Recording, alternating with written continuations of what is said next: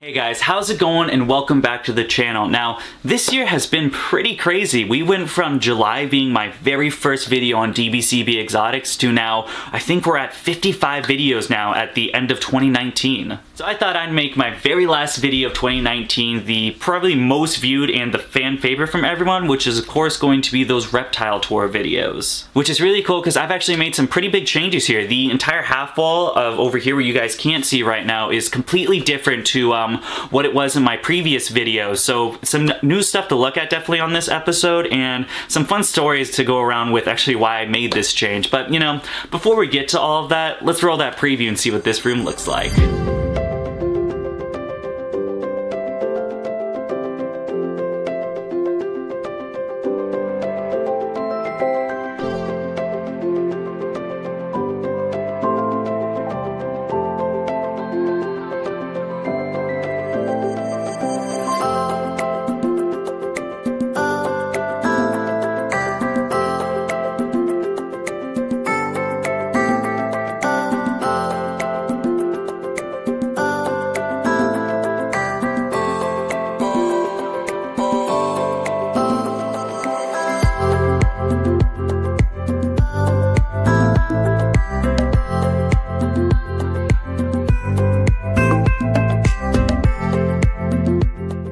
Starting out, of course, the first reptile we have to talk about is Gyro the Veiled Chameleon. Now, Gyro is probably in my top 5 of favorite reptiles that I own here at DBCB Exotics, and ever since when I first got him, he's just been the most personable lizard that I have in my collection. Now, I've had Gyro for about 1 or 2 years, I can't really remember, but he has just been awesome. There's so many things about the chameleon species that fascinate me, starting from the color changing to those eyes that move in 2 separate directions. Of course, the long sticky tongue shooting out is just so much more. Just definitely when I first walk into the room, he is the first dude that I look at just to check out. And then moving down from this shelf, we'll be talking about the second animal, which is the white tree frog. Of course, for you guys that saw my previous reptile room tour, you'll know that this white tree frog is a kind of rescue situation. You know, we got him from my fiance's friend who, you know, didn't really have the time or, you know, just the time to take care of him. So they wanted to give us to us, thinking that he'd, you know, be in some better care, which I've definitely fallen in love with this dude. There's nothing funnier than white tree frogs than watching them eat. It is just a total blast, and I have just so much fun watching him lunge out every time I put a superworm or dubia roach in that tank. And then moving on to the other tank, we have Cookie, one of my grow out breeders. Now, Cookie is a super dowel crested gecko. She's probably my gecko with the most or biggest spots out of all my super dowels, and she is just beautiful. I'm totally excited to be breeding her next season. She looks like she's on track to make weight. She might not make it at the beginning of the season, but I might be able to pair her towards the middle of it and still get a few clutches of these amazing super dowels. I'm hoping to get some big ink blots this year, and I definitely think I'll be able to get it with a girl looking like this. Coming right next to Cookie, we have this beautiful tricolor Now moving on from Cookie, we have this beautiful tricolor partial pin grow out that I'm also planning to breed. I'm not sure she's gonna make it for next season, although she would be breeding age. She should be around 3, I believe. She was a 2017 baby, so 3 would be around that. But she's just not gaining size, you know? She's still relatively small as far as being a 2 to 3 year old. So, you know, I'm gonna hope for the best. We're still gonna be feeding her, you know, the crickets, dubia roaches, and of course the crested gecko diet and see what happens. But I don't have high hopes that I'll be making any partial pin harlequins next year in 2020. The last guy on this shelf is of course going to be those baby mountain horn dragons that I hatched out. Now unfortunately, none of them made it except for this little dude right here, and you actually see he's going halfway through a shed and just looks beautiful. Look, he's got those nice greens and then this vivid orange, you know, dorsal going down. It's just amazing. Definitely gonna be holding this guy back as a pet just because he was the only CB baby that made it, and I've kind of fallen in love with him through the couple months that I've had him now. Then moving on into our next shelf, we're going to be starting with my favorite tank in the entire room, which is of course going to be the red-eyed tree frog enclosure. Now this thing did not start out with these huge plans on what it looks like today. I just kind of threw some pothos and some other ivy in there because, you know, red-eyed tree frogs seem to really enjoy it, and it just blew up into this really cool viney enclosure, and I love it. Of course, the red-eyed tree frogs are my favorite frog species, as some of you guys know. I just think they're the most iconic tree frog, and you really can't can't get enough of that coloration, you know, those blue sides and of course that lovely lime green color that they have.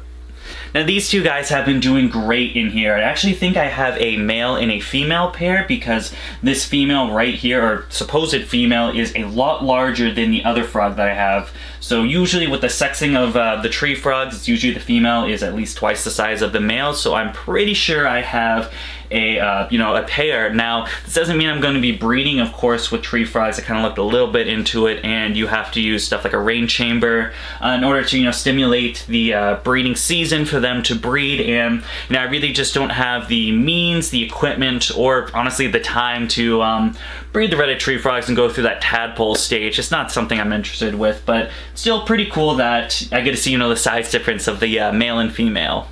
Coming right next to the red-eyed tree frog, we are going to be having my tomato frog, and I just love this guy. I've had him for years now. He's such a funny looking frog, always looks grumpy, and of course those nice orange and red colors are just always a sight to see. I believe right now he's burrowed. I kind of gave him this cork tunnel thing that he's burrowed under, so he usually hides in there. He's in his water bowl, and of course since he's not in the water bowl right now, we can assume that he is down there. But not much to say about this tank. It's just a simple 10-gallon bioactive tank. I just have some pothos, and can't remember what this red ivy is, or the red plant has those like pink red vines, but these have been doing good. They've grown straight up. Kind of wanted them to grow more into like a dense foliage, and they've kind of vined up, so didn't really turn out the way that I wanted, but all in all, it's a pretty nice looking setup, and he really seems to enjoy it.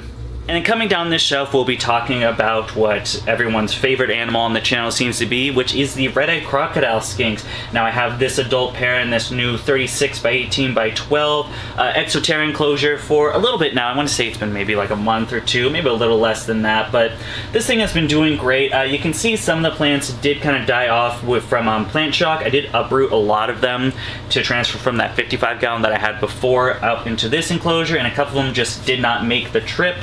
However, all in all, it seems to be still looking really great. The croc skinks seem to been adjusting to the move by now, and they're actually both huddled in this cork bark right here, and all in all, it's just a pretty nice looking enclosure. Still lovely plants going on, and I really enjoy it. Of course, I switched from the Pladarium to now this simple water feature, which is just a little small storage container, like a shoebox type deal, and I just fill it with water and put some branches and rocks so they can get out of the water. I like this simple way of doing it a lot better than the Pladarium. Of course, the Pladarium caused me a lot of issues, and this has just been a lot less of a headache for me than that one before. And then right next to the pair of red-eyed crocodile skinks, we have the baby red-eyed croc skink. Of course, he's still going to be in this 12 by 12 by 12 exoterra that I set up, as you know, how to set up a baby red-eyed croc skink, or as a bioactive. I can't really remember, to be honest. I'll link the video when I figure it out right here. But he's still doing awesome, cute as ever, feeding great, and I've had, you know, zero complaints with him. Still doing good. I might actually hold this dude back at this point, just because I've had him for, I want to say, at least a year now, so I might just keep him and put him into the further breeding projects that I have when I get a few more croc skinks down the line, because honestly, you know, the issue with being a breeder is if I keep these guys for too long, I kind of grow a little attachment for them. Like, nah, this is going to be a holdback, and I'll put it in a breeding project. And then moving on to the next shelf over here, we have pretty much all my crested geckos. You guys saw those two grow outs, but other than that, all of my breeders and babies are going to be right over here. Now, there's about 13 or 14 crested geckos, so I don't really think you guys want to watch me go in depth on every single one of them. I might just make a separate video of, you know, all my crested geckos and showing off a little bit of the genetics and things like that, but for the purpose of not making this video, you know, 25-30 minutes long, we'll just do a quick montage of every gecko on this shelf right here.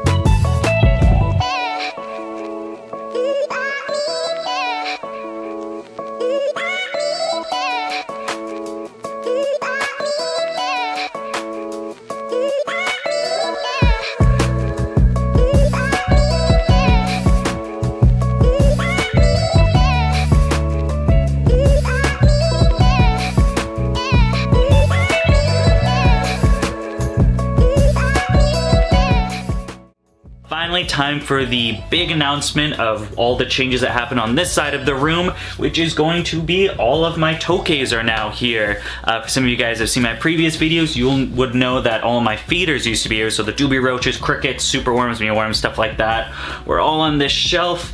And all these guys are in my other building, and there's a pretty good reason why they're in here now. Now, a couple weeks ago, I actually got a bill for the other building. I actually have 2 electric bills, one for that building and then one for here so I can better monitor, stuff like that. And that bill was $600.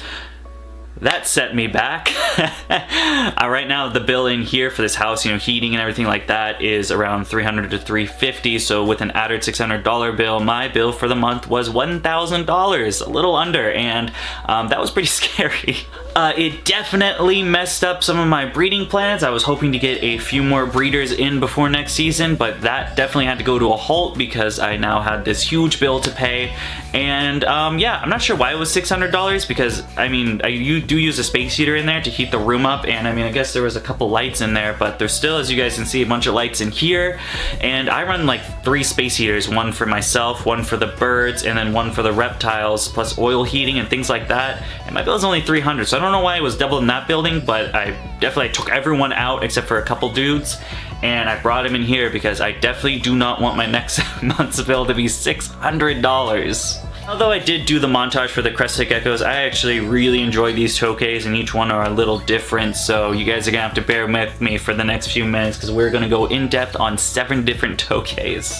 So I'll start this path just starting with this one and then going through the entire shelf, up and down, things like that. But the first tank we're going to be talking about is my first pairing.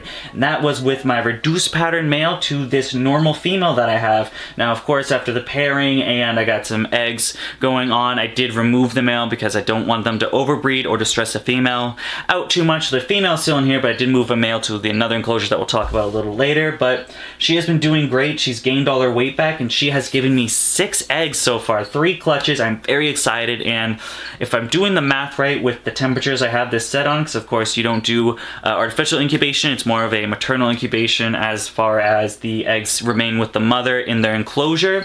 So I have this set to 85 degrees right now, and with those 90 to 100 days, those were hatched about 90 days ago, so within a week, maybe a couple of weeks, we'll be having our first baby tokays. I'm very excited about it. Moving right next to her, we have Oddball, my unknown morph female tokay gecko. I do have plans to breed her. I just held off because right now with winter coming, it's a real pain to incubate these eggs because, of course, as you guys know, I had to set it to 85 for this one, and I don't want to do that for multiple clutches. Right now I have 2 females laying clutches. I didn't want a third and have to get, you know, a separate thermostat to regulate the heating. It just seemed like a pain, so I'm gonna wait on these guys for a few more weeks, then pair them, so they should lay around the springtime where it's gonna get a little warmer. It's gonna be a little easier to regulate temps to make sure that they're not fluctuating too bad, and you know, the babies make it.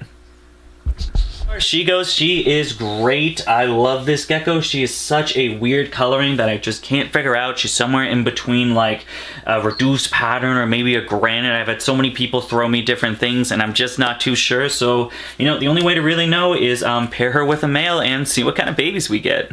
And then moving down the line, we have this reduced pattern male tokay. This was the same male that I did pair with that female to get those 3 clutches of eggs.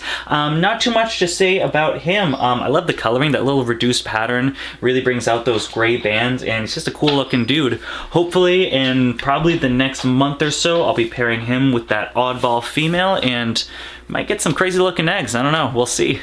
Then moving down to the last tank on this shelf, we'll be talking about my gorgeous female patternless. I got this tokay, of course, from Homegrown Scales. I've had her for a good couple of months now, and she is doing fantastic. She is unfortunately very secretive, and I cannot for the life of me get any good B-roll for her, so you guys are gonna have to do with this picture. I don't know, maybe later on, post-editing, I can get a good video of her, but so far I've had 0 luck.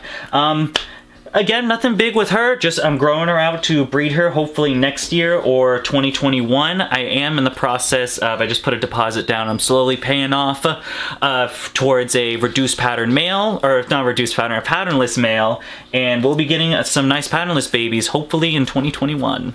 And before anyone mentions in the comment section, I'll just say it right now. Yes, I do use red lights. There's not too much of an issue for the way I'm using it. Yes, they do cause eye issues in nocturnal species and disrupt sleep cycles and regular, diurnal species. However, I don't use these for 24 hours. I just use them during the day for night and then turn them off. So nothing bad's going on. You don't need to tear me a new one in the comment section.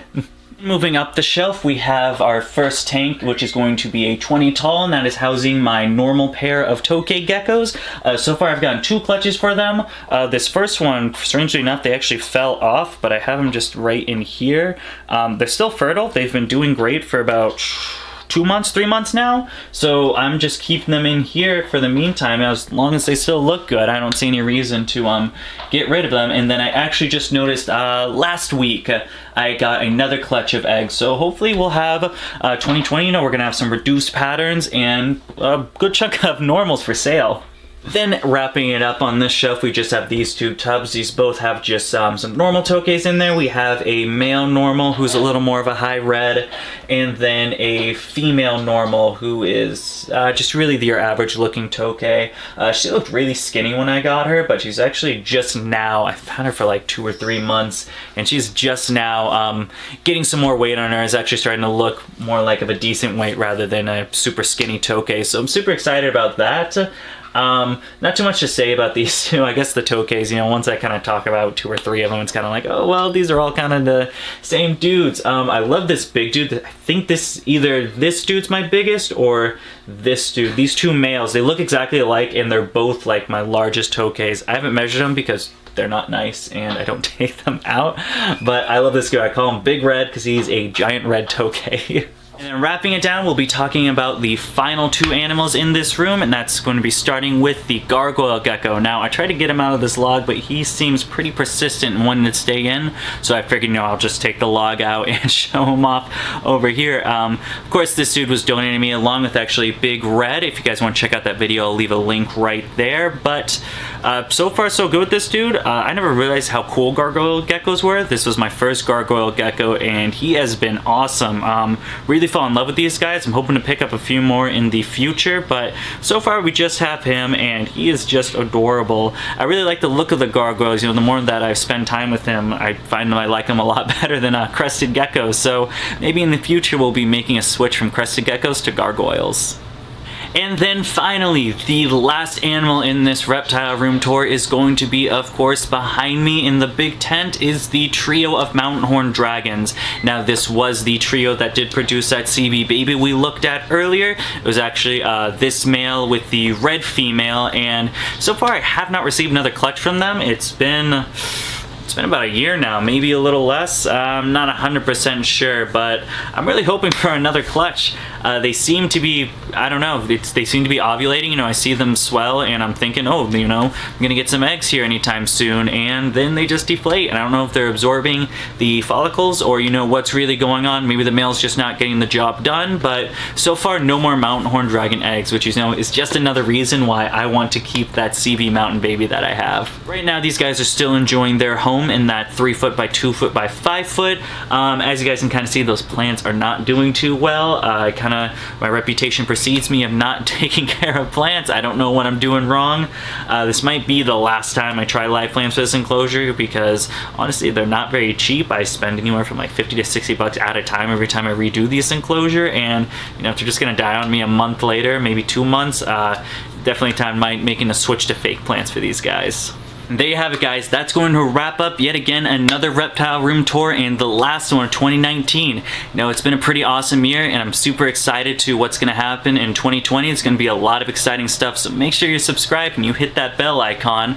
Other than that, I'm also going to be streaming a lot more than I have been. I know I did just this once, and actually I guess it's been a few days since this video, but a few days ago I did another live stream. I'll be doing another one sometime this week, and then I'm going to try to be doing them once every other week. I said I was going to do weekly, but I decided that's a little too often, and I think twice a month is, going to be a little better. But if you guys are interested in those live streams, I do notify my Facebook and Instagram a day before they are done, so make sure you are following that Instagram account and liking that Facebook page. Of course, those both are DBCB Exotics.